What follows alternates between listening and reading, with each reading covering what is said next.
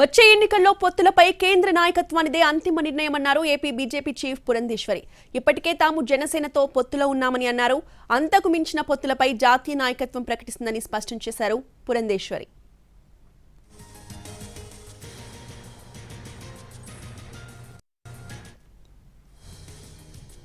అయితే ఉన్నాయో వాటన్నింటిలో కూడా ఇవాళ ఎన్నికల కోసం మా యొక్క ప్రిపరేషన్ ఏదైతే ఉందో అది ఇవాల్టితోటి ప్రారంభమైందని చెప్పి మీ అందరికీ కూడా నేను తెలియజేసుకుంటున్నటువంటి విషయం. పొత్తులు అంటారా, పొత్తులు అనేది కేంద్ర నాయకత్వం, మా కేంద్ర నాయకత్వం నిర్ణయిస్తుంది. కానీ ఇప్పుడు ఖచ్చితంగా మేము జనసేనతో పొత్తులో ఉన్నాం. జనసేన కూడా మాతో ఎక్కడా తెగతెంపులు చేసుకున్నామని చెప్పి ఎక్కడా చెప్పలేదు. కనుక మాతో పొత్తులో ఉన్నారు.